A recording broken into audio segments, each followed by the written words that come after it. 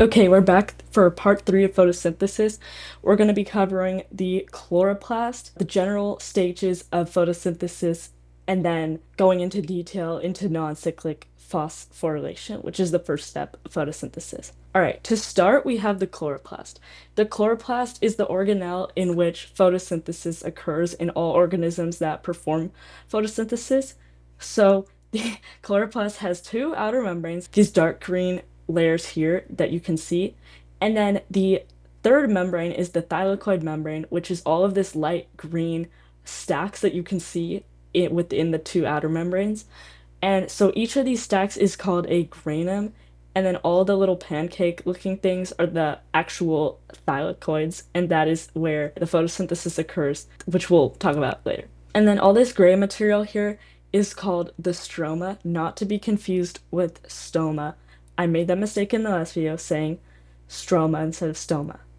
Make sure to double check that when you're writing FRQs during doing multiple choice questions because it can be confusing. So now let's talk about the parts of photosynthesis. So photosynthesis in general is an endergonic reaction because we are taking the smaller molecules of CO2 and H2O and building it up into the larger glucose molecule or organic molecule.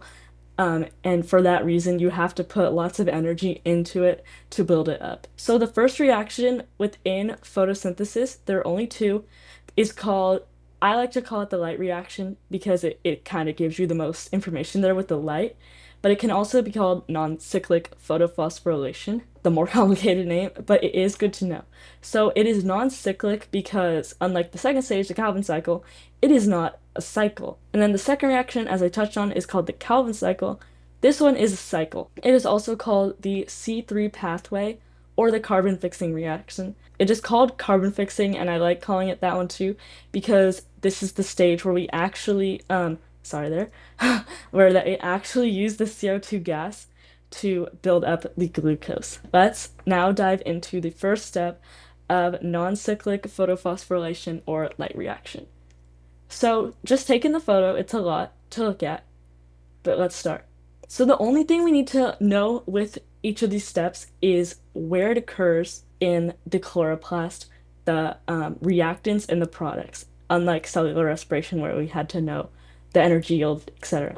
So to start with the photophosphorylation, it occurs in the thylakoid membrane, which if we go back is these little tiny stacks here. This is where photophosphorylation occurs. The energy from the sun travels down in the transversal waves onto the leaf here, and it hits the thylakoid membrane.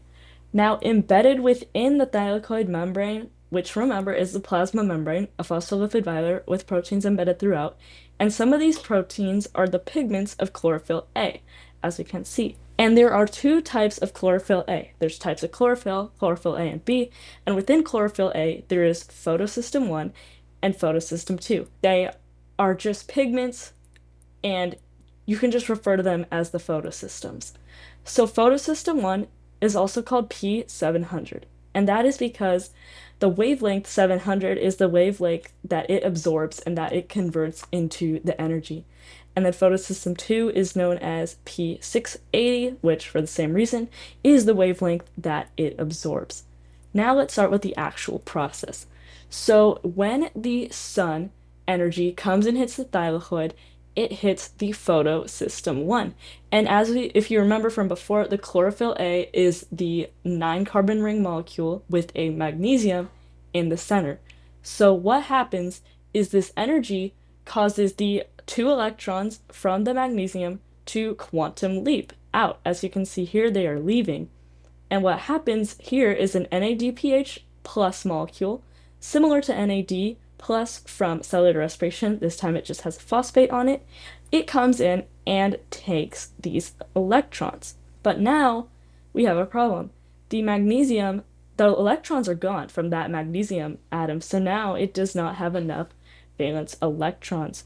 So what happens is in photosystem 2, the light hits it, a wavelength of 680, and once again, two electrons quantum leap out of that photosystem, and they come over here and they replace the two magnesium electrons in photosystem 1. So now photosystem 1 is stable, but now we have the same problem in photosystem 2. The magnesium ion is missing 2 electrons.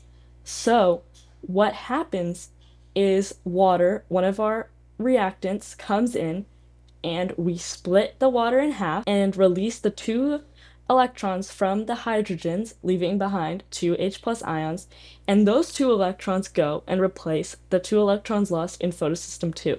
So now all of our photosystems are stable again, they're good with their electrons, but now we have to deal with the remnants of the water. We have half an O2, and that's an indirect product because we were not intending to make the oxygen, it just happened to be a byproduct of splitting the water. And if you notice here, we got the electrons from the photosystem 1 to make the NADPH and an H plus ion, but where did the protons come from?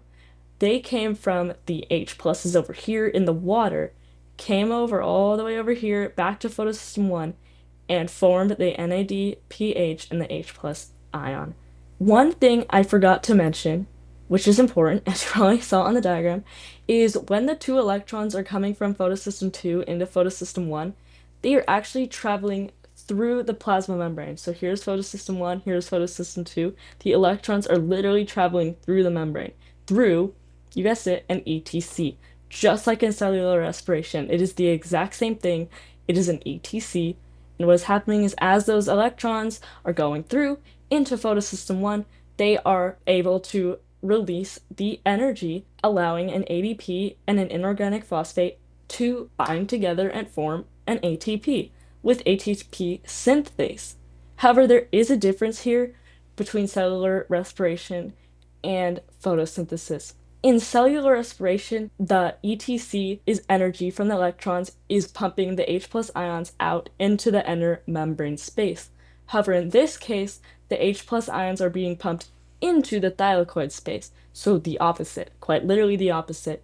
And then a second difference is in cellular respiration, the ATP synthase knob that sticks out is sticking into the matrix, back in to the matrix, but in photosynthesis, it is sticking out into the stroma, which, as we talked about before, is basically the cytoplasm of the chloroplast. So it is quite literally the opposite. So if you can remember one, just know it is exactly the opposite, and you can remember the others. And through this light reaction, we are creating NADPH and H plus as a direct product. ATP is a direct product. We are intending to make these. And then the 1/2 of an O2 is an indirect product because it is only there because we're trying to split the water. And then a final thing to understand is the electron flow.